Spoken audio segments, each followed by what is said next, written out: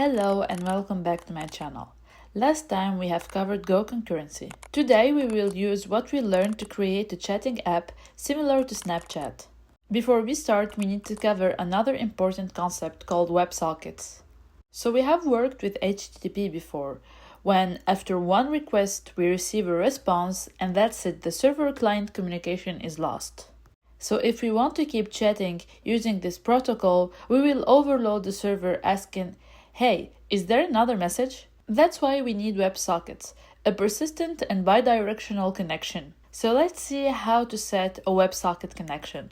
First, we send an initial HTTP request known as a handshake, and then we upgrade this connection to a WebSocket. For this in Go, we will use the Gorilla WebSocket package. It has an intuitive syntax. You will see we will exactly use something called an upgrader to make our HTTP connection a WebSocket connection. So let's dive in. Okay, for our app, each person sending a message, we'll call it a client. So each client opens its own WebSocket connection to the server. And this is why we will create a new structure called client and add field socket.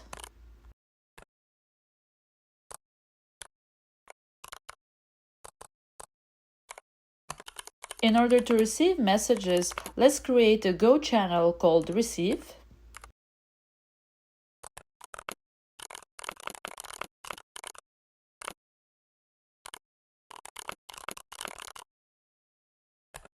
And finally, we will be chatting in a room. If you're familiar with Discord or Slack, the conversations are called channels or rooms. So a room is a central hub that will forward all messages in the room to all the users in there. Then let's go ahead and create our room structure.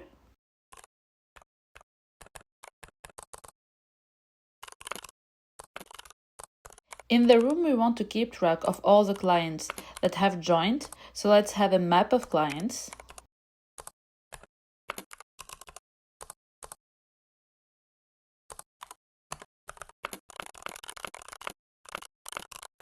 And we will be able to add the users to the room by this join channel.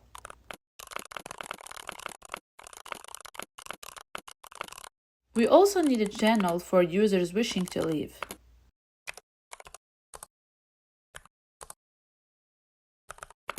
So in user, we had receive channel used to receive messages, and in room, we have forward, used to forward the message to all clients, as I said.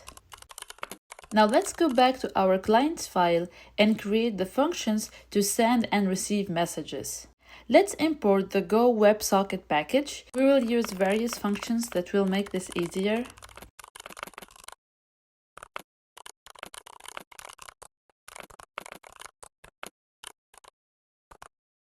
For sending messages, let's loop forever while the socket is reading from the buffer. Using this read message function available in the Go package, we store it in that message variable, and then we handle the error.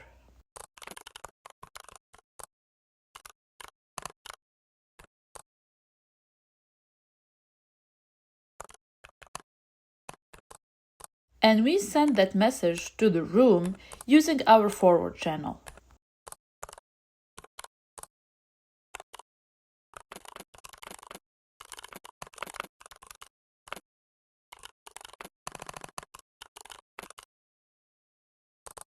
We also should close the connection when we're done.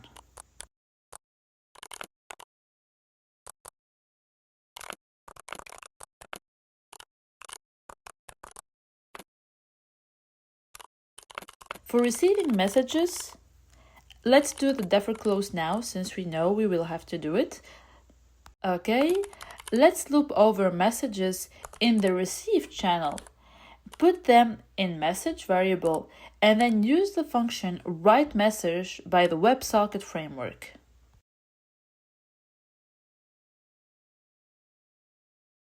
So thanks to the framework, reading and writing is pretty straightforward. So this returns an error that we also need to handle as usual.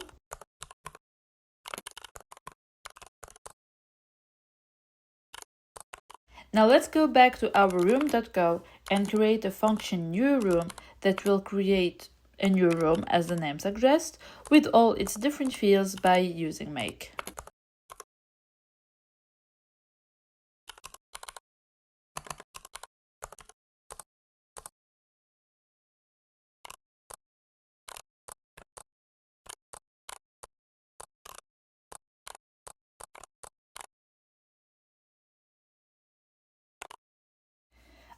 Let's move to the function that will handle the users within the room.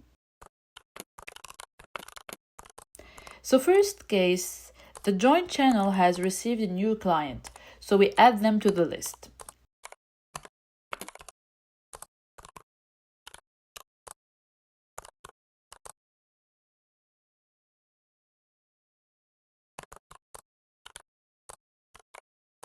Very easy, very simple.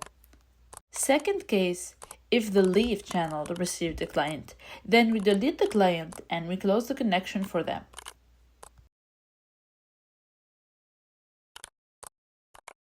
Maps here are making this very easy for us.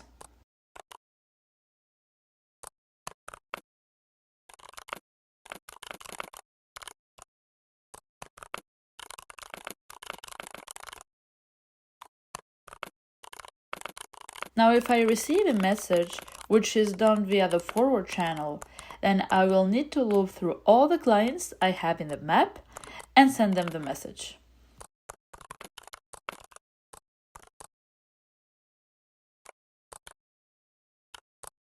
And that's how each scenario is handled within Run. All we need to do now is upgrade our connection from HTTP to WebSocket, and our app will be ready.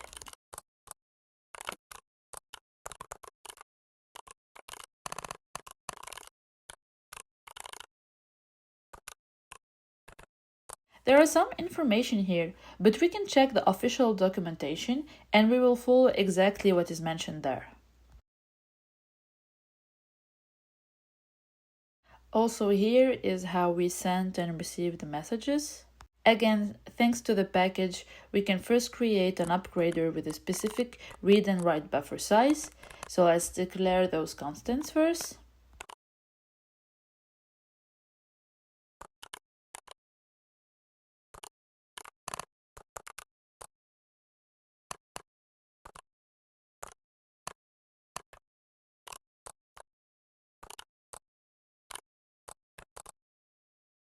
Then let's make that initial handshake using HTTP. Something important to note here, this should be named serve, not server, not any other thing. It's very important to name it correctly because when we write our routes, it will be looking for a function like this in order to treat it as a handler. If you want to learn more about routing, check out this video.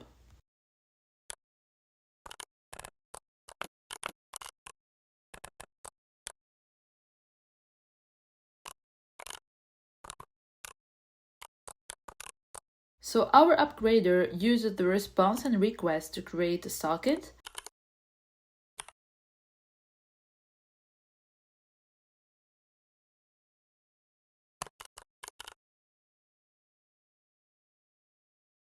And as you see, it returns an error. So let's handle that. It might seem confusing, but it's all coming from the documentation. I just follow it here.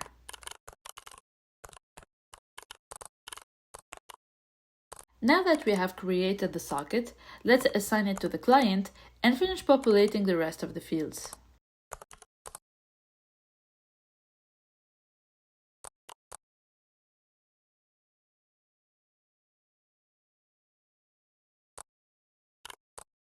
Receiver channel and its size will be equal to the message buffer size, and the room is the current room.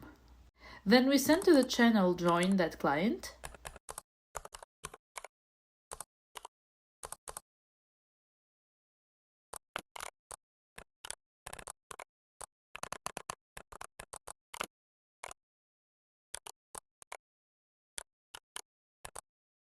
Let's review everything in this part. So, we upgrade the HTTP connection to WebSocket. This creates a persistent full duplex WebSocket connection between the browser and our Go app. Then, we build a client object to manage this connection. We tell the room that this client joined. The room.run goroutine running in the background receives that and adds the client to its internal map.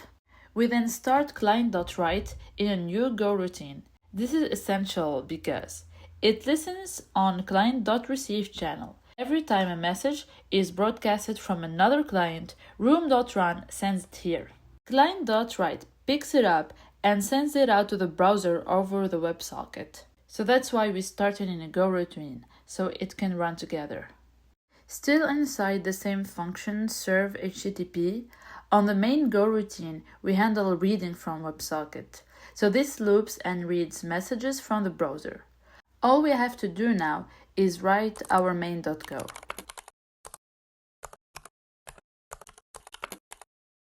So I usually use an env file to write the ports and addresses of the app, but now since our focus is on the WebSocket and Goroutines, I'll just do it this simple way. Let's call our new room function to create a room.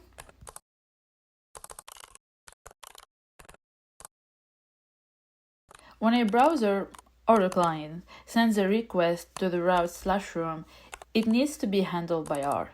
At the same time, we need the run routine to start simultaneously, so let's do that. The main Go routine runs building the web server, while run has all the chatting logic we were building. So let's start the server now. If any of the routing part feels confusing, feel free to ask questions, and I also have a dedicated video that talks about it.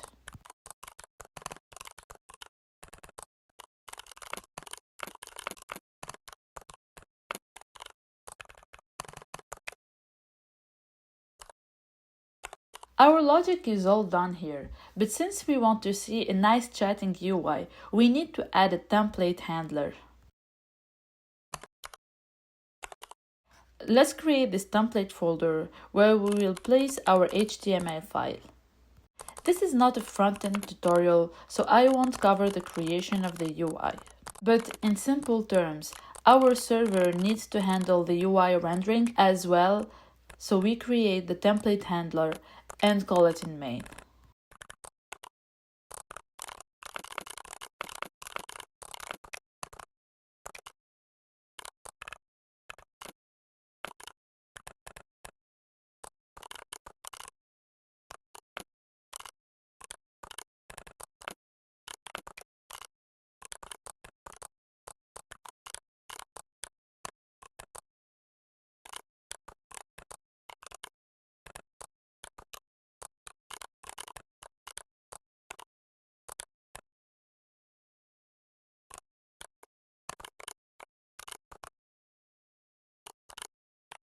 You can copy the HTML file content from the GitHub repo, the link is in description. Everything is ready, let's run all the files. You can also tap go run period, it could be easier. So here we have our simple nice UI, let's try our app.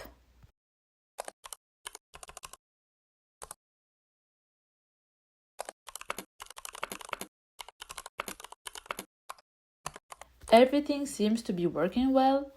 If you try to think about our flow, user 1 opens a WebSocket, server creates a client for them and joins it to the room. User 2 does the same. This means another client joined the same room. When user 1 sends a message, it's read via client.read, sent into room.forward. The room broadcasts it to all other clients by looping through r.clients. I said from the beginning that this is similar to Snapchat, so if we leave, all messages will be gone. And new users, as you can see in user 3, they can't see all their message. This is because we don't have any database to store the messages. Now, if we want to make our app more user-friendly, we can add names to the users, so we know who sent a message each time. And also, now we're only chatting in one room.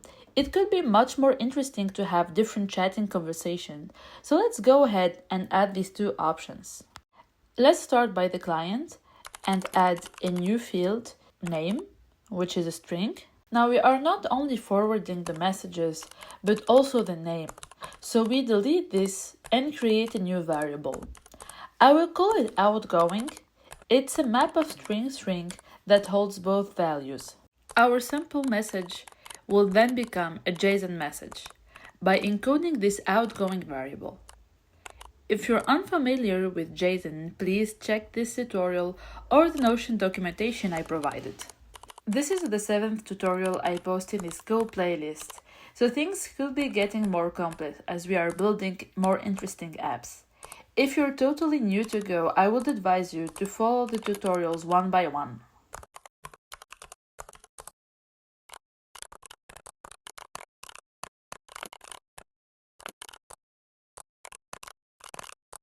So after we handle the error, now we forward the JSON message to the room.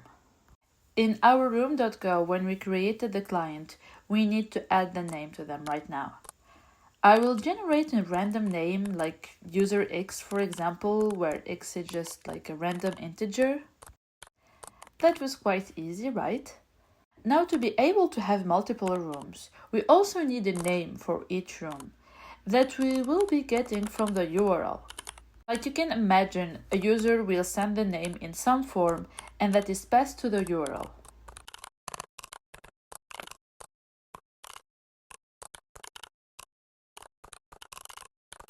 To keep track of that, we will also use map. This is very similar to the client's logic. So the getRoom function uses the room name to return the room structure. In getRoom, we either return the room name if we can find it, or if we don't, we create it first using a new room.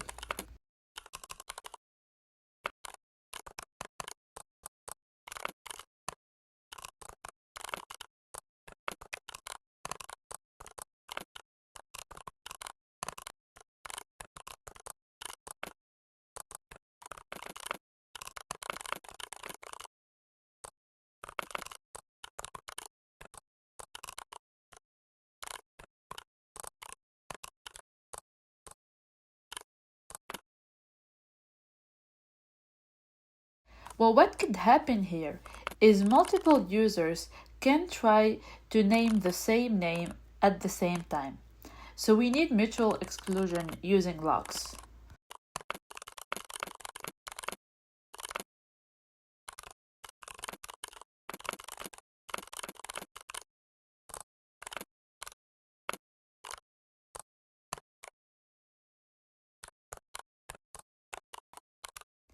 And that's all we have to do here as well. So we would need to add another UI here, one for the welcome page, for example, and another for the chatting page, as we have seen earlier. So we add another route here for our index.html. Again, this is really not the best way to do routing, especially for consuming UI, but I am really focused on the backend logic. Now the /room route needs to be changed because we need the room's name, so we query the HTTP request to get it.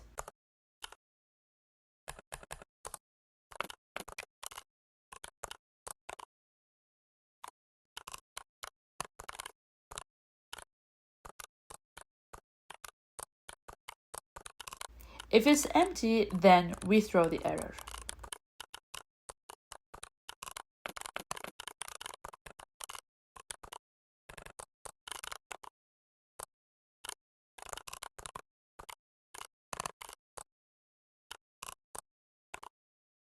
All the UI related files can be found in the GitHub here, just like we did before.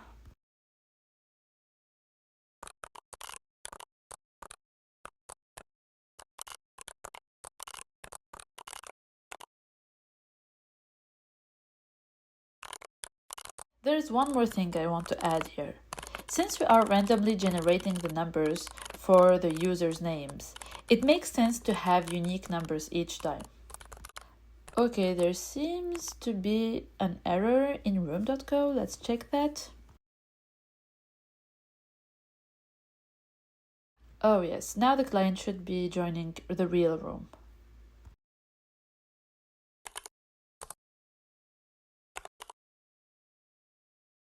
So no further changes are needed. Let's test our app now.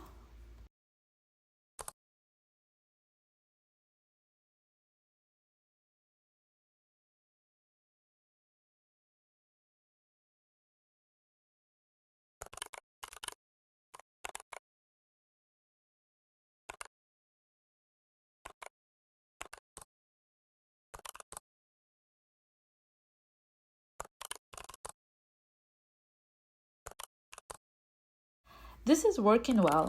We can combine this tutorial with this login tutorial to make a full app that needs users to log in order to be able to use a chatting service with their real names will be displayed instead of this random name. So if you'd like that, let me know in the comments, and thank you for following along.